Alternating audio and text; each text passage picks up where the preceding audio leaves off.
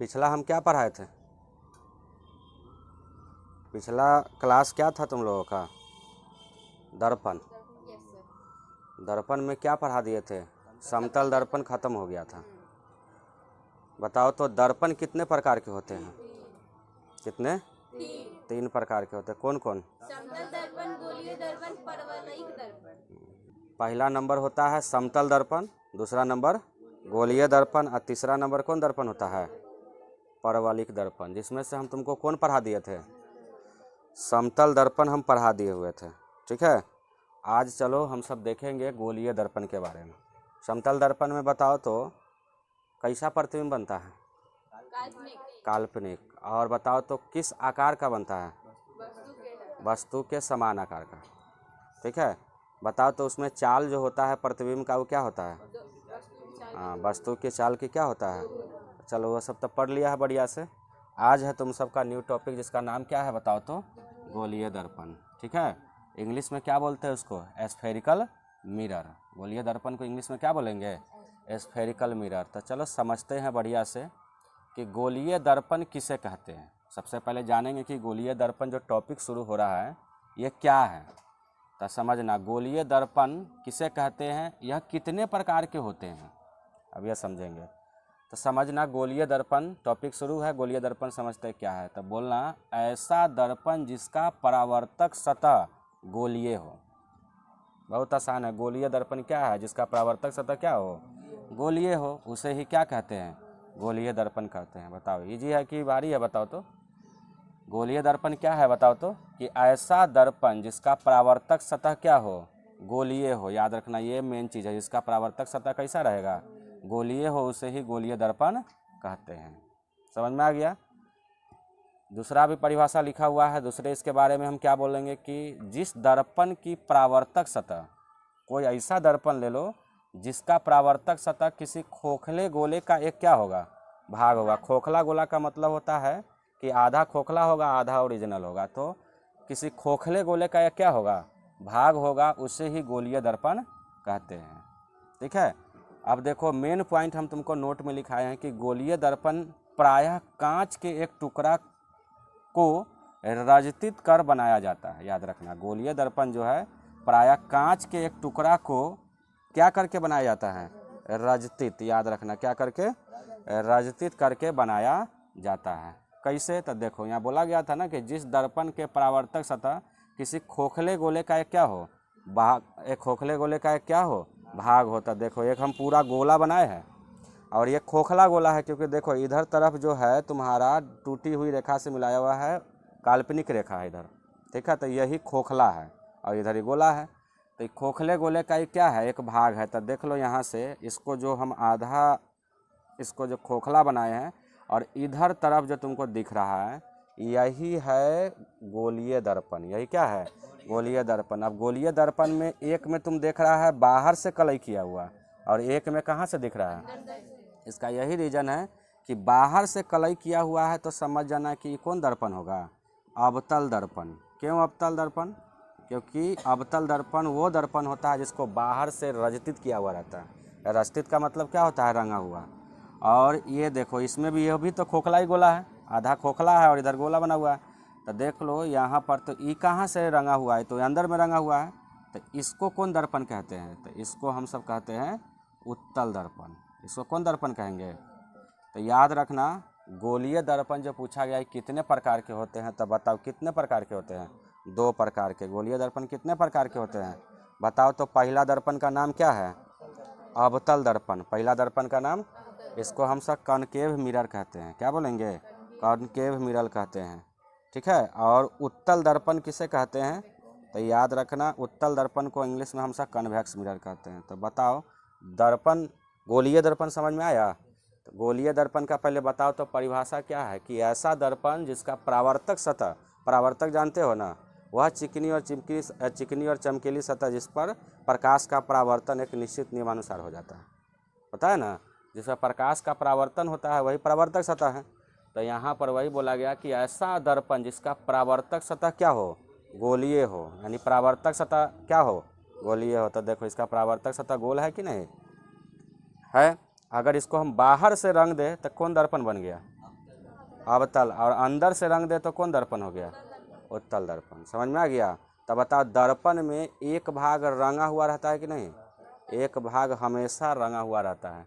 देखो यहाँ लिखा है, जिस दर्पण का परावर्तक सतह किसी खोखले गोले का एक भाग हो उससे गोलीय दर्पण कहते हैं। तो बताइए पूरा एक गोला होता है, लेकिन ये पूरा गोला है नहीं, ये खोखला गोला है। दर्पण हमेशा याद रखना पूर्ण रूप से गोला होता है। यह हमेशा अगर याद रखना, अगर ऑब्जेक्टिव में पूछा जाएगा कि बताओ दर्पण पूर्ण रूप से गोल होता है क्या, पूर्ण रूप से गोला होता है गोला, तो कहना कि पूर्ण रूप से गोला नहीं होता है, वो खोखला गोला का एक भाग होता है। दर्पण जो होता है खोखला गोला का क्या होता है? एक भाग होता है, प्लस पॉइंट की एक भाग रंगल अवश्य रहता है। अब बताओ तो किस भाग से रंगता है, क्या चीज़ से रंगता है? सिल्वर ब्रोमाइड से रंगता है। तो समझ में आ गया? अगर बाहर से रंग दिया गया है उस दर्पण को तो कौन दर्पण बन गया, और जब अंदर से उसको रंग दिया गया है तो कौन दर्पण? तो समझ में आ गया? इसलिए गोलीय दर्पण के कितने प्रकार होते हैं, कौन कौन बताओ तो? अवतल दर्पण और क्या है? उत्तल दर्पण। चलो अब अवतल दर्पण को समझते हैं, ये सब एग्जाम में क्वेश्चन पूछता भी है, ठीक है? ध्यान से पढ़ना और समझना। बताओ तो क्या है लिखा हुआ यहाँ पर कि अवतल दर्पण क्या है? क्या है क्वेश्चन? अवतल दर्पण क्या है समझना। क्या लिखा हुआ है कि अवतल दर्पण क्या है? इंग्लिश में क्या बोलते हैं? Concave mirror. क्या बोलेंगे? Concave mirror. तो बोलेंगे इसका स्पेलिंग कनकेव मिरर, और हम समझते हैं इसका क्या परिभाषा। समझो कि जिस गोलीय दर्पण का परावर्तक सतह केंद्र की ओर, यानी याद रखना कि जिस गोलीय दर्पण का परावर्तक सतह किसकी ओर रहेगा? केंद्र की ओर। यानी जब वो गोला बनेगा तो बिना केंद्र के गोला बनता है? नहीं बनता है। तब बिना केंद्र के तो गोला नहीं बनता है। तो उसका जो परावर्तक सतह रहेगा, ऐसा दर्पण जिसका परावर्तक सतह किधर की ओर रहेगा? केंद्र की ओर, अर्थात बीच में क्या रहेगा? धंसा हो रहता है। बीच में क्या रहता है? अवतल दर्पण कहलाता है। यानी कि बताओ हम यहाँ पर एक उदाहरण से तुमको समझा रहे हैं, समझना कि मान के चलो कि हम एक गोल बनाएंगे, तो यहाँ पर वो केंद्र रख के इसको ऐसे गोल बनाएंगे, बिना केंद्र रख के गोल बनेगा नहीं। तो मान के चलो कि यहाँ पर हमने केंद्र बनाया, ठीक है, और यहाँ इससे रख के ऐसे क्या किया, इसको घुमाया, घुमा दिया। ऐसे रख कर इसको हमने क्या किया? घुमा दिया। तो बताओ ये केंद्र ये हो गया। तो क्या बोला है कि जिस गोलीय दर्पण का परावर्तक सतह, तो परावर्तक सतह मतलब क्या? जिधर से प्रकाश का परावर्तन होता है वो केंद्र की ओर। तब परावर्तक सतह अंदर रहेगा तब नहीं केंद्र की ओर होगा, इधर होगा परावर्तक सतह तब नहीं केंद्र होगा। तब परावर्तक सतह केंद्र की ओर रहेगा। तो एक बगल परावर्तक सतह है तो एक बगल तो रंगा हुआ रहना चाहिए। तो इसको बाहर से क्या कर दो? रंग देंगे। तो रंग दिए तब बताओ क्या बन गया? और बीच में धंसा। तो बताओ ऐसे ऐसे जाते हुए बीच में क्या हो गया? धंस गया है कि नहीं? ऐसे ऐसे जा रहे थे, बीच में क्या है? धंसा हुआ। तो बीच में क्या रहता है? धंसा रहता है, और अवतल दर्पण कहलाता है। अतः इसे अभिसारी दर्पण भी कहते हैं। बताओ इसे एक और दर्पण का नाम दिया गया जिसका नाम क्या है? अभिसारी दर्पण। अभिसारी का रीजन क्या है? यहाँ क्वेश्चन समझ में आ जाए कि अवतल दर्पण को अभिसारी दर्पण क्यों कहा। यहाँ बोले हैं ना कि अवतल दर्पण को एक और दर्पण कहते हैं, उसका नाम क्या है? ये तुम्हारे जो है 1 नंबर में पूछा भी जाएगा, यानी ऑब्जेक्टिव में ये रहता भी है, ध्यान रखना। ये तुम्हारे ऑब्जेक्टिव में 1 नंबर में पूछा भी जाता है कि अवतल दर्पण को किस दर्पण के नाम से जानते हैं, चाहे अवतल दर्पण को किस दर्पण और कौन सा दर्पण कहते हैं। तो याद रखना कौन दर्पण कहेंगे? अभिसारी दर्पण। समझ में आ गया? बताओ इसका परिभाषा समझ में आया? अवतल दर्पण क्या है? अवतल दर्पण के जिस गोलीय दर्पण का परावर्तक सतह, तो बताओ परावर्तक का मतलब वो होता है जहाँ प्रकाश का परावर्तन होता है, केंद्र की ओर। तो बताओ केंद्र इधर ही ना बना है, यहाँ पर क्या बना था? केंद्र बना था, और ये क्या खिंचाया था?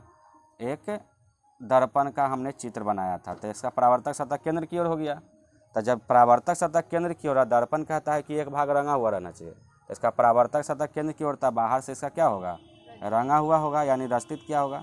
तो इसी को क्या बोलते हैं? अवतल दर्पण कहते हैं। तो बताओ इससे एक और परिभाषा हो सकता है कि वैसा दर्पण जिसका बाहरी भाग को क्या किया जाए। बताओ यहाँ फिगर बनाए तो इससे और परिभाषा निकल सकता है। तो देखो आगे है, जिस दर्पण की परावर्तक सतह धंसी रहती है। बताओ अंदर वाला परावर्तक सतह न हुआ, ये बताओ ऐसे जा रहा है तो अंदर की ओर क्या दिख रहा है? धंसा हुआ दिख रहा है। तो जिसका परावर्तक सतह क्या रहता है? धंसा हुआ रहता है, उसे ही क्या कहते हैं? अवतल दर्पण कहते हैं। समझ में आ गया? फिर देखो और परिभाषा निकाल दोगे। यहाँ तो हम निकालबे किए हैं कि जिस गोलीय दर्पण का परावर्तक सतह केंद्र की ओर, तब परावर्तक सतह किधर की ओर है? केंद्र की ओर, और बीच में क्या धंसा रहता है, तो अवतल दर्पण कहलाता है।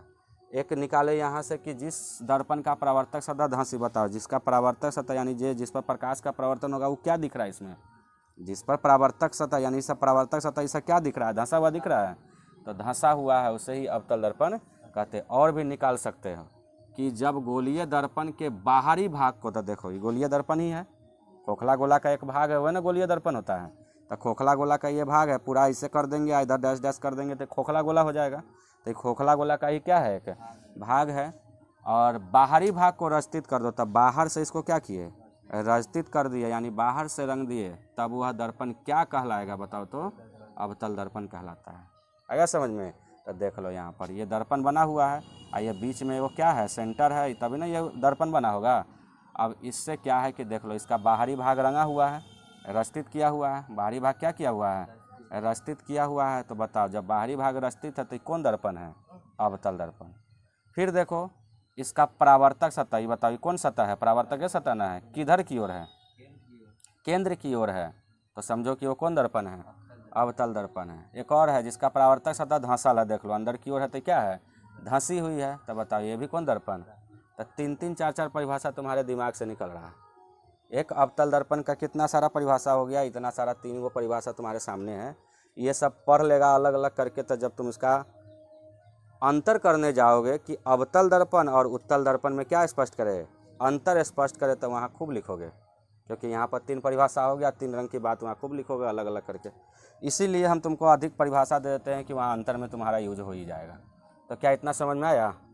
अब चलो आगे हम बढ़ते हैं। इतना आया कि नहीं बताओ, तो हम क्वेश्चन पूछ रहे हैं, जवाब देना सब, ठीक है? बताओ तो गोलीय दर्पण किसे कहते हैं? हाँ, ऐसा दर्पण जिसका परावर्तक सतह क्या हो, गोलीय हो, उसे ही क्या कहते हैं? बताओ तो गोलीय दर्पण खोखला गोला है कि पूरा गोला है? खोखला गोला का एक क्या है, भाग है, जिसका एक भाग क्या रहता है, एक भाग क्या रहेगा, रचित रहेगा। समझ में आ गया? बताओ तो गोलीय दर्पण प्रायः किसका बना हुआ रहता है, कांच का। किसका बना होता है, कांच का। याद रखना ये शीशा ही होता है। तो बताओ गोलीय दर्पण क्या होता है, शीशा ही न रहता है, दर्पण क्या है, शीशा ही है ना। तो गोलीय दर्पण प्रायः मतलब नॉर्मली देखा गया है तो किससे बना होता है, कांच से बना होता है, यानी शीशा से बना होता है। और बताओ गोलीय दर्पण प्रायः क्या है, तो कांच का बना होता है। और ये कैसा गोला है, खोखला गोला कि पूरा गोला, खोखला गोला है। कैसे खोखला गोला है समझा दिए। यहाँ पर देख रहा है ना, ये गोला बना हुआ है, पूर्ण रूप से गोला थोड़ी है, ये क्या है, आधा खोखला है, तो ये खोखला गोला है। बताओ गोलीय दर्पण कितने प्रकार के होते हैं, 2 प्रकार के। पहला का नाम बताओ तो अवतल दर्पण, और दूसरा का नाम बताओ तो उत्तल दर्पण। अवतल दर्पण समझ में आ गया? अवतल दर्पण के बाहर भाग रंगा हुआ रहता है या भीतर वाला भाग रंगा रहता है? तो बाहर वाला रंगा हुआ रहता है, उसे हम क्या कहते हैं, अवतल दर्पण का परावर्तक सतह जो होता है वो किधर रहता है, केंद्र की ओर रहता है। किधर की ओर रहता है, केंद्र की ओर। हम यहाँ समझाए ना कैसे केंद्र की ओर है, यहाँ भी देख लो क्लियर दिख रहा है कि इसका परावर्तक सतह देख लो किधर की ओर है, केंद्र की ओर है। और तो उसे अवतल दर्पण कहते हैं। और जिस दर्पण का बाहर से रचित किया हो, रंगा हुआ हो, उसे कौन दर्पण कहते हैं, अवतल दर्पण कहते हैं। और भी बताए थे जिसका परावर्तक सतह, बताओ जिधर रंगल ना है तो उधर चिकनी और चमकीली सतह है, तो बताओ इधरे ना प्रकाश का क्या होगा, तो प्रकाश का परावर्तन हो, यानी परावर्तक सतह क्या है, धंसा हुआ है। देखो यहाँ से पूरा परावर्तक सतह क्या है, धंसा हुआ है, तो उसे कौन दर्पण कहते हैं, अवतल दर्पण। तो सब अलग अलग तुमसे इसमें से ऑब्जेक्टिव पूछा जाएगा तो बता देगा किस दर्पण का परावर्तक सतह केंद्र की ओर होता है, किस दर्पण को बाहर से रंगा जाता है, किस दर्पण का परावर्तक सतह धंसी रहती है, अवतल दर्पण। ये सब समझ में आ रहा है ना? तो बस हो गया, इसी को हम बढ़िया से समझेंगे। ऑब्जेक्टिव बना, और 2 नंबर में सब्जेक्टिव भी पूछा जाता है कि अवतल दर्पण को परिभाषित करें। तो अवतल दर्पण का कोई एक परिभाषा दे के और ये कोई चित्र जरूर बनाना। ये सब चित्र जो है ना एग्जाम में पेंसिल से बनाना, कहीं गड़बड़ सरबड़ हो तो फिर से मिटा के बना ले, और बढ़िया से बनाना, एकदम अच्छा तरह से दिखना चाहिए। अब चलो हम यहाँ बोले थे कि अवतल दर्पण को एक और नाम है जिसका नाम है अभिसारी दर्पण। क्यों कहते हैं अभिसारी दर्पण, क्या रीज़न है इसका दूसरा नाम देने का, तो सुन लो, अब यहाँ पर क्लियर हो जाएगा। अवतल दर्पण लिखा हुआ है, यहाँ कौन दर्पण लिखा हुआ है, अवतल दर्पण को अभिसारी दर्पण क्यों कहा जाता है, लिखा हुआ है ना कि अवतल दर्पण को अभिसारी दर्पण क्यों कहा जाता है। तो समझो क्यों कहा जाता है। अवतल दर्पण को अवतल दर्पण अपने प्रधान अक्ष के समांतर आने वाली सभी प्रकाश की किरणों को, तो देख लो ये हमने एक बनाया क्या, अवतल दर्पण, हमने ये क्या बनाया इधर से अवतल दर्पण, ठीक है। इसके बाद ये बीचों बीच मैंने क्या दिया, एक प्रधान अक्ष, बताओ इसका क्या नाम है, आगे चलकर अब क्लियर समझ में आएगा इसको क्या कहते हैं, बताओ तो। प्रधान अक्ष, इसका दूसरा नाम मुख्य अक्ष भी है, इसको मुख्य अक्ष भी कह सकते हो। तो याद रखना, हमेशा याद रखना कि अवतल दर्पण क्या है, तो अपने प्रधान अक्ष के समांतर, क्या बोलना, अपने प्रधान अक्ष के क्या समांतर सभी प्रकाश की किरणें, तो बताओ ये सब क्या है, प्रकाश की किरण ही ना है, ये सब क्या है, प्रकाश की सभी किरणें। बताओ ऊपर से भी किरण भेज रहे हैं, नीचे से भी क्या कर रहे हैं, किरण भेज रहे हैं, तो प्रकाश की किरणों को एक ही बिंदु पर अभिसरित करती है। अब क्या किया, प्रकाश की किरणों को भेजे, दर्पण से परावर्तन हुआ, दर्पण से क्या हुआ, ये दर्पण है ना है, और यहाँ से क्या हुआ, परावर्तन हुआ, तब परावर्तन होके एक बिंदु पर आया मिला, फिर मैंने सेकेंड किरण भेजा, दर्पण से परावर्तन हुआ, यहाँ के मिल गया। क्योंकि कोई भी दर्पण से परावर्तन होता है ना, तो मुख्य फोकस से ही जाकर मिलती है। कोई भी किरण कहीं से भी भेजो, किधर से भी भेजो, अगर वो दर्पण पर पड़ेगा तो परावर्तन होके वो किरण कहाँ जाकर मिलती है, मुख्य फोकस पर, और मुख्य फोकस पर होकर वो निकलती है। यानी कि कोई भी किरण दर्पण से परावर्तन होने के बाद वो मुख्य फोकस से ही होकर जाती है। तो इसमें क्या हुआ कि ये सब कहाँ से किरण आ रही है, अनंत से। अनंत समझते हो ना, जिसका कोई अंत नहीं है वही अनंत है, तो ये अनंत से आ रही है। तो पहला किरण भेजा, दर्पण से परावर्तन होकर मुख्य फोकस पर आकर मिल गया, फिर यहाँ से हम दूसरा किरण भेजे और दर्पण से परावर्तन होकर यहाँ मुख्य फोकस पर आकर मिल गया, फिर यहाँ से तीसरा हमको दर्पण किरण भेजे और दर्पण से परावर्तन होकर मुख्य फोकस पर आ गया, फिर मैंने यहाँ पर नीचे से भी क्या किया, एक किरण भेजा, दर्पण से परावर्तन होकर मुख्य फोकस पर मिला, फिर नीचे से एक और किरण भेजे, दर्पण से परावर्तन होकर क्या किया, ये सब मुख्य फोकस पर आकर मिल गया। यानी कहने का मतलब होता है अवतल दर्पण में जब प्रधान अक्ष के समांतर, अवतल दर्पण में प्रधान अक्ष के क्या समांतर कोई भी किरण आती है, तो दर्पण से परावर्तन के बाद एक बिंदु पर जाकर सब किरण क्या करती है, मिलती है। सारा किरण एक बिंदु पर आकर क्या कर गए, मिलती है। तो वही बात है कि सभी किरणें एक ही बिंदु पर मिलती है, और मिलती को ही हम अभिसरित भी कह सकते हैं। तो एक ही बिंदु पर क्या करती है, अभिसारित करती है। अभिसारित का मतलब क्या हुआ कि एक बिंदु पर आकर मिलती है। अभिसारित का मतलब क्या हुआ कि एक बिंदु पर आकर क्या करती है, याद रखना, एक ही बिंदु पर आकर क्या करती है, अभिसरित करती है, यानी एक बिंदु पर आकर मिलती है। इसीलिए अवतल दर्पण को क्या बोलते हैं, इसीलिए सारा बिंदु यहाँ पर आकर मिल गए, इसीलिए अवतल दर्पण को, इसीलिए क्या, अवतल दर्पण को कौन सा दर्पण कहते हैं, बताओ तो।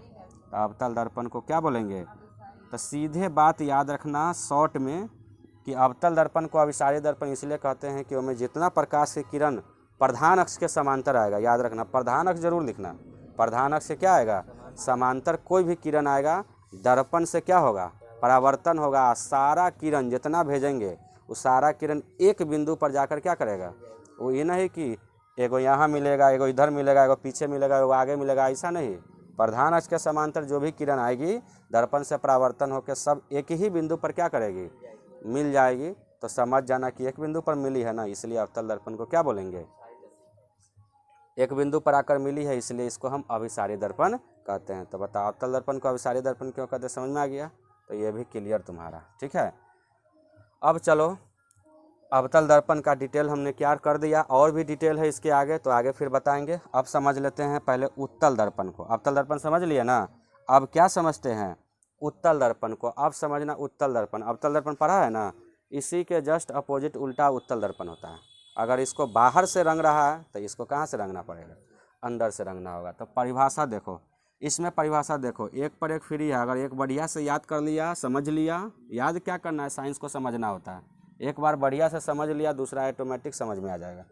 इसमें क्या पढ़ा था कि जिस गोलीय दर्पण का परावर्तक सतह केंद्र की ओर अर्थात बीच में क्या धंसा, तो इसमें देखो क्या है, जिस गोलीय दर्पण का परावर्तक सतह केंद्र के विपरीत, अब बताओ उसमें केंद्र की ओर था, आई केंद्र की कहाँ होगा, विपरीत दिशा में होगा। किधर होगा, विपरीत दिशा में होगा। समझ में आया। इसका इसमें केंद्र कहाँ होगा, विपरीत दिशा में होगा, अर्थात बीच में उभरा रहता है। बीच में क्या रहता है?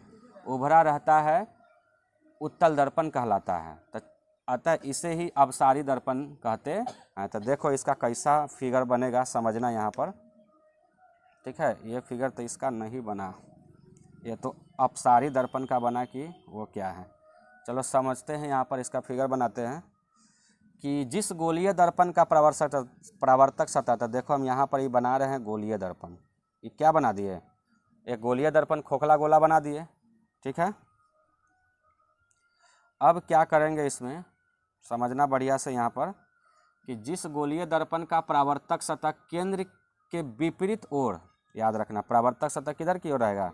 तब बताओ ये गोल इधर की ओर में घुमा है तो इसका केंद्र इधर ना होगा, क्योंकि तुमको पता है कि कोई भी बनाना तो इसको ऐसे रख कर ऐसे बनाना है, ऐसे खींचना है। तो बताओ इसका केंद्र यही हुआ। तो कहा जा रहा है कि जिस गोलीय दर्पण का परावर्तक सतह, तो बताओ ये परावर्तक सतह है ना, ये परावर्तक सतह है कि ये परावर्तक सतह है। तो दोनों से किधरों भी परावर्तक सतह भी हो सकता है, रंगेंगे तब ना पता चलेगा किधर है, ठीक है। तो कहेंगे क्या, जिस गोलीय दर्पण का परावर्तक सतह केंद्र के विपरीत, केंद्र है ना, अब परावर्तक सतह केंद्र के कहाँ है, तो विपरीत मतलब इधर परावर्तक सतह हुआ। तो अंदर में क्या है, कलई किया हुआ है, चाहे रंगा हुआ है, चाहे रस्तित किया हुआ है। तो क्या ये बात समझ में आया?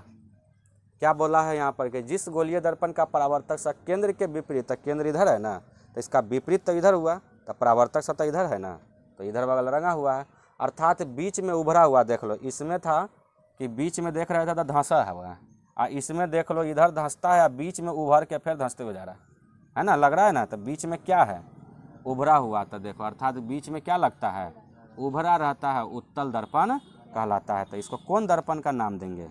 यह उत्तल दर्पण है। कौन दर्पण है? उत्तल दर्पण। अब उत्तल दर्पण को अपसारी दर्पण भी कहते हैं। बताओ उत्तल दर्पण को कौन दर्पण कहते हैं? अपसारी दर्पण, ठीक है। याद रखना, जैसे कि अवतल दर्पण को अभिसारी दर्पण कहते हैं, तो उत्तल दर्पण को क्या बोलते हैं? अपसारी दर्पण। ये ऑब्जेक्टिव में आता है कि उत्तल दर्पण को कौन सा दर्पण के नाम से जानते हैं। 4 ऑप्शन रहेगा, याद रखना, अपसारी दर्पण। फिर देखो और परिभाषा बना सकते हैं कि जब गोलीय दर्पण के भीतरी भाग को रजतित किया जाता है, तो देख लो भीतर भाग रंगल हुआ है कि नहीं, तो वह दर्पण उत्तल दर्पण। तो इस दर्पण को क्या नाम देंगे? तो बताओ, जिसका भीतरी भाग रंगा हुआ है तो उसको कौन दर्पण कहेंगे? उत्तल दर्पण। जिस दर्पण का परावर्तक सतह उभरी रहती है, बताइए इधर वाला पूरा का नाम क्या है? परावर्तक सतह। इधर वाला जितना है ये सब कौन सतह है? बताओ तो परावर्तक सतह। पूरा का पूरा क्या है? उभरी रहती है। तो बताइए पूरा का पूरा क्या है?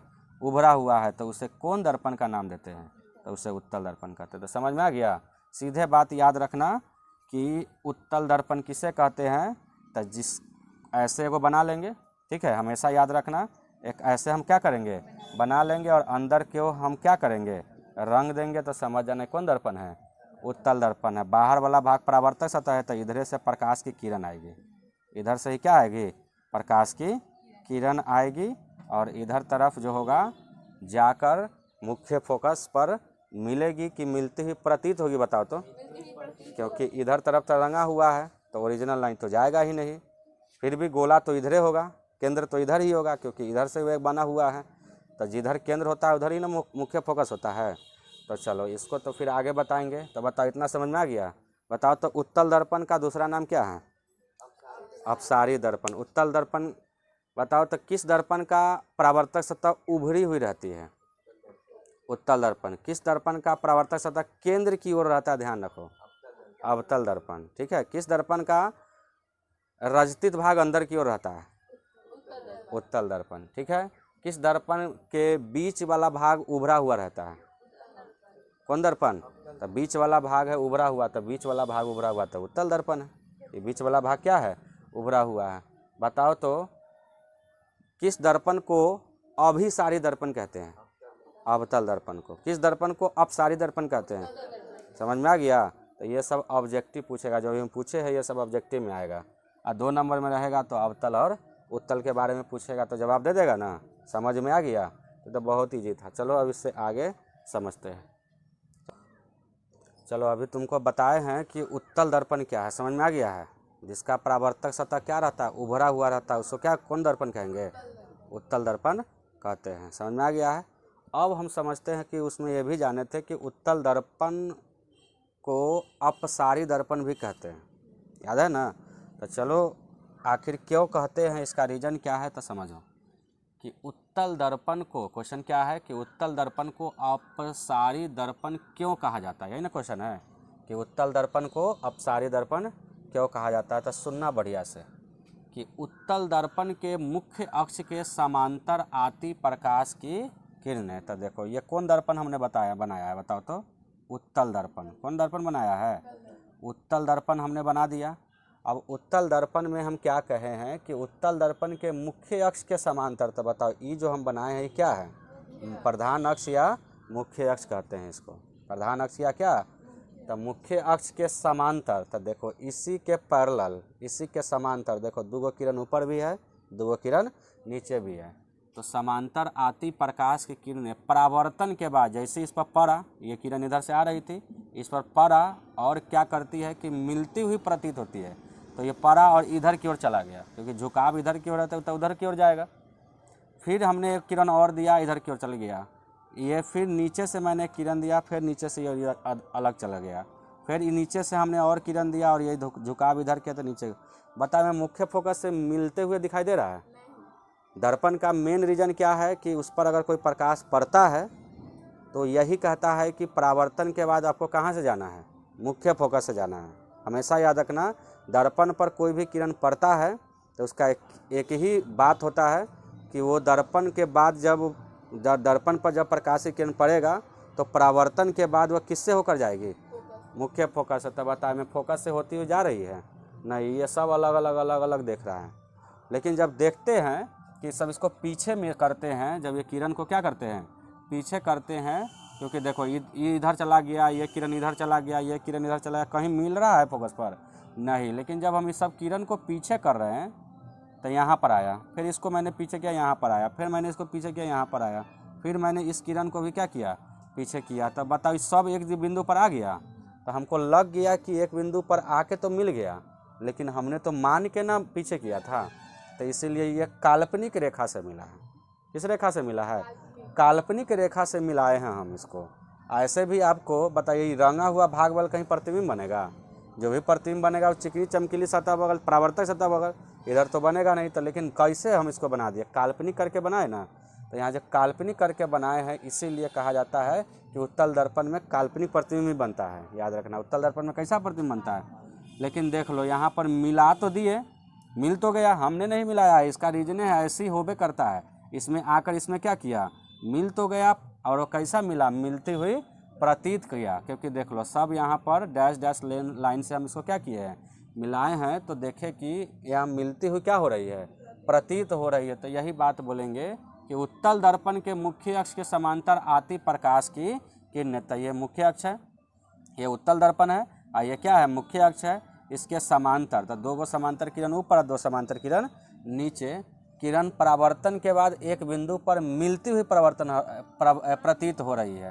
तो देखो यहाँ पर जब परावर्तन हुआ तो इसको सब देख रहे हैं तो कैसा हो रहा है, तो मिलती हुई इस पर क्या दिख रहा है, प्रतीत होती है। इसीलिए उत्तल दर्पण को क्या बोला गया है, अपसारी का मतलब होता है, याद रखना, क्या बोलेंगे, अपसारी का मतलब होता है मिलती हुई प्रतीत, मिलती हुई प्रतीत, हमेशा याद रखना, मिलती हुई क्या, प्रतीत। अगर हम कहेंगे कि अभिसारी का मतलब बताइए, तो अभिसारी का मतलब होता है मिलती है।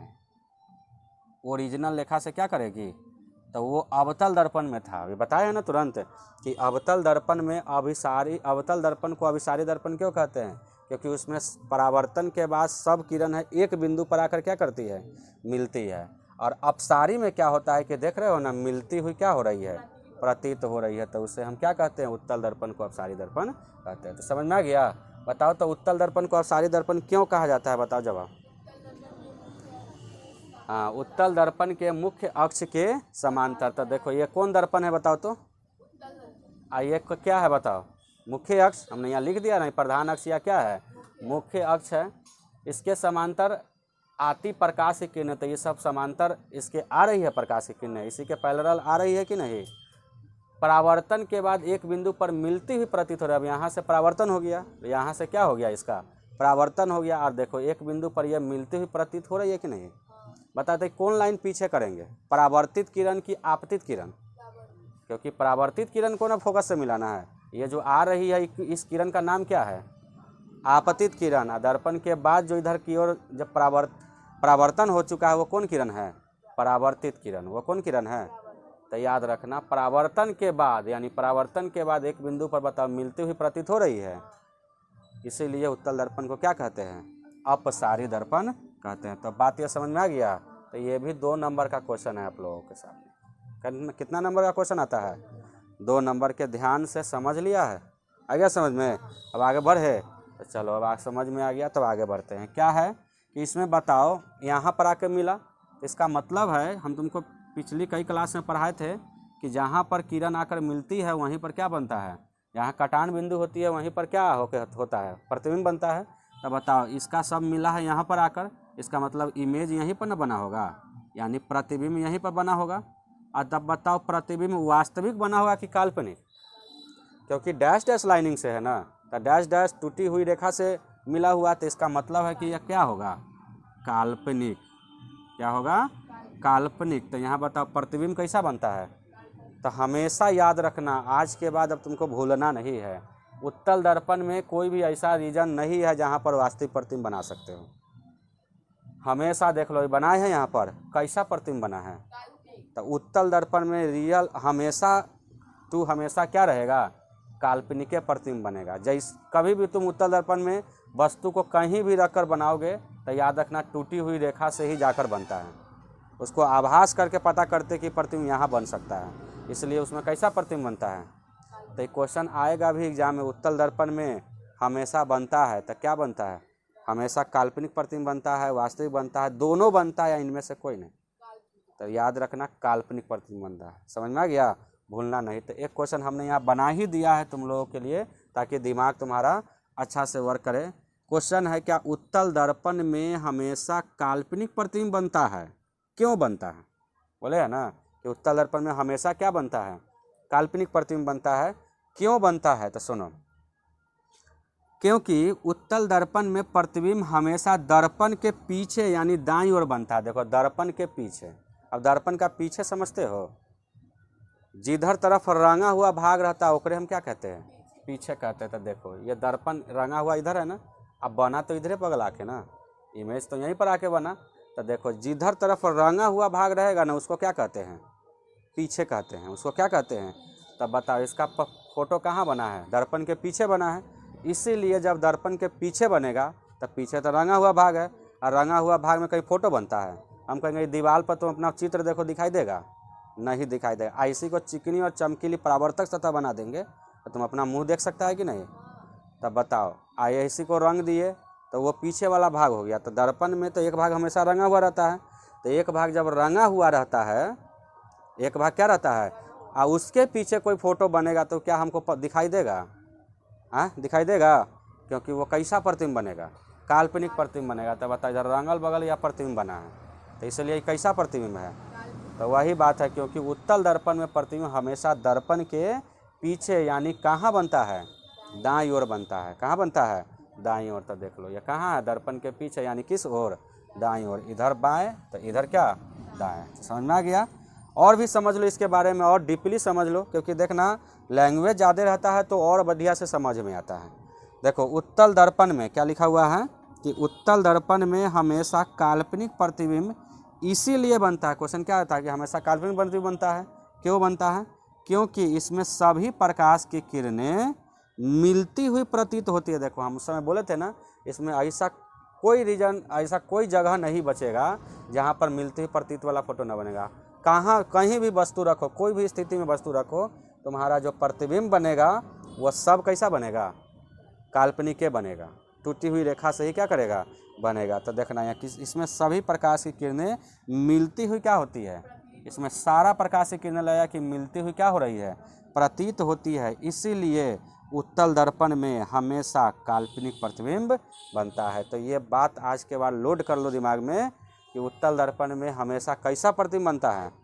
रीजन पूछेंगे क्यों बनता है, तो कहना इसमें जितना फोटो बनता है सब दर्पण के पीछे बनता है, इसमें जितना फोटो बनेगा दर्पण के पीछे, रीजन क्यों बनता है पीछे, आगे तो बनना चाहिए था। ये देखो ये अलग दिशा में जा रहा है, ये अलग दिशा में कहीं पर जाके मिलेगा, ये बताओ। यहाँ इतना डिस्टेंस ऐसे ऐसे होते होते ये कहीं पर मिलेगा, फिर यहाँ पर देखो ऐसे ऐसे होते होते होते तो ऐसे हो रहा है, कहीं मिलेगा, ये कहीं मिलवे नहीं करेगा। तो जब कटाने बिंदु नहीं होगा तो क्या प्रतिबिंब बनेगा, तो आगे तो कभी बनेगा ही नहीं, पीछे लेगा तो देखो बन गया।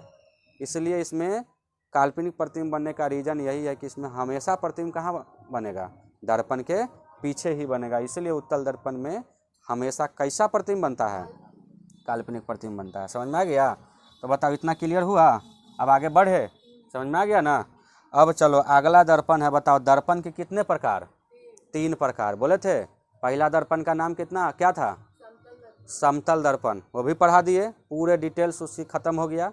अब हम उसके बाद कौन दर्पण पढ़ा है, गोलीय दर्पण। गोलीय दर्पण में भी 2 दर्पण आया जिसका नाम क्या था, अवतल और उत्तल। तो अवतल और उत्तल दोनों हम क्लियर कर दिए यहाँ पर। अब इसके और हम प्रयोग, इसके कार्यविधि और भी इसके अंदर में के डीपली नॉलेज हम आगे लेंगे। तो पहले बताओ ये नॉर्मली जो अवतल उत्तल था इसके बारे में जानना वो तो समझ में आ गया, और भी इसका जो है ना डीपली है हम बताएंगे। अब बताओ दर्पण एक और प्रकार के न होता है जिसका नाम कहती है परवलिक दर्पण। क्या नाम है बताओ तो, परवलिक दर्पण। तब परवलिक दर्पण क्या होता है समझना, पैराबोलिक मिरर इसको कहते हैं।